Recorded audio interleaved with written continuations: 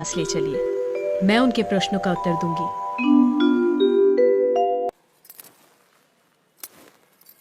राजन, मैं प्रमाण देने के लिए तैयार हूं, पर उससे पहले मैं कुछ चाहती हूं।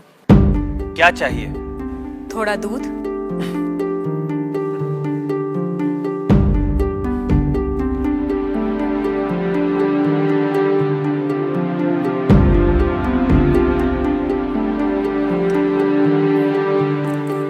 राजन, इस पात्र में आपको क्या दिखाई दे रहा है?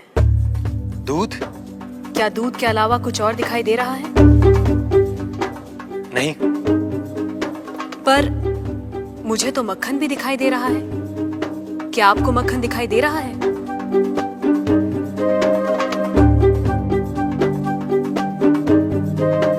नहीं। पर राजन, क्या इसमें मक्खन नहीं है?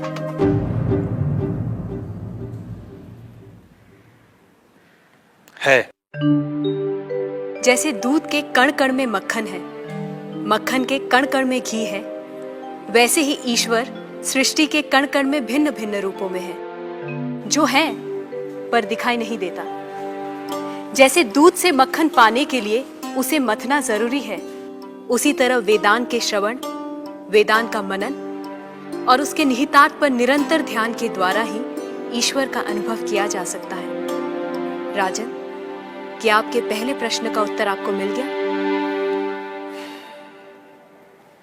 मैं मान लेता हूं, पर वो किसे देख रहा है? किस ओर देख रहा है? क्या मुझे एक जलती हुई मोमबत्ती मिल सकती है? राजन, ये रहा आपके दूसरे प्रश्न का उत्तर। प्रकाश की ये लौ कहां देख रही है? किसे देख रही है? ये सभी को देख रही है। सभी और देख रही है। राजन, जिस तरह इस मोमबत्ती का प्रकाश चारों ओर फैला हुआ है, उसी तरह ईश्वर की चेतना चारों ओर फैली हुई है, और उसी चेतना के कारण हम चलते हैं, बोलते हैं और सुनते हैं। जैसे ये प्रकाश सभी ओर देख रहा है, वैसे ही ईश्वर सभी ओर देख रहा है।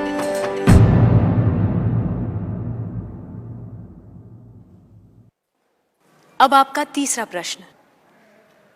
वो इस समय क्या कर रहा है? राजन, इस समय मैं आपके प्रश्नों का उत्तर दे रही हूं, इसलिए मैं तुम्हारी गुरु हूं और तुम मेरे शिष्य।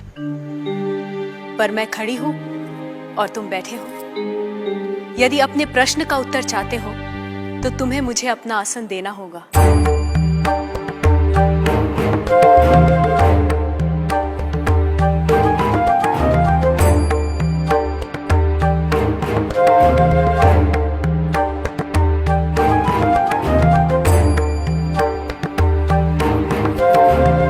राजन, ये रहा तुम्हारे तीसरे प्रश्न का उत्तर। कुछ देर पहले आप सारे मंदिरों से मूर्तियां हटवाने का विचार कर रहे थे। इस समय आप ईश्वर के बारे में फिर से विचार करने लगे हैं। आप मेरे स्थान पर खड़े हैं और मैं आपके सिंहासन पर बैठी हूं। इधर एक राजा को सामान्य नागरिक का स्थान और एक सामान्य नागरिक को राज सिंहासन दे सकता है। ये आप देख रहे हैं। आप मेरे स्थान पर और मैं आपके स्थान पर बैठी हूं। ईश्वर इस समय ये करवा रहा है। उस अनंत और असीमित शक्तियों के स्वामी, जिसने ये सुंदर, अद्भुत, विस्मयकारी और महान संसार रचा है, जिसमें सूर्य, चंद्र, तारे, ग्रह, नक्षत्र अपने अपने स्थान पर स्थिर और गतिमान है, जिसके कण कण में एक व्यवस्था है। ऐसे शब्दों और ज्ञान से परे ईश्वर के लिए क्या संभव है? कहिए राजन, क्या मंदिरों से मूर्तियां हटवाई जाएं? मूर्तियां तो उस ईश्वर की प्रतीक है, उनका मूर्त रूप है। वह सर्वज्ञ, सर्वशक्तिमान, सर्वव्यापी ईश्वर सर्वत्र है। किसी ने उसको पत्थर में पाया, किसी ने पेड़ों में, किसी ने शब्दों के माध्यम से, तो किसी ने प्रार्थना करके। वही परमात्मा अनेक नाम, रूप और गुणों में व्यक्त होता है, और कोई उन्हें अरूप और निर्गुण आत्मा के रूप में जानते हैं।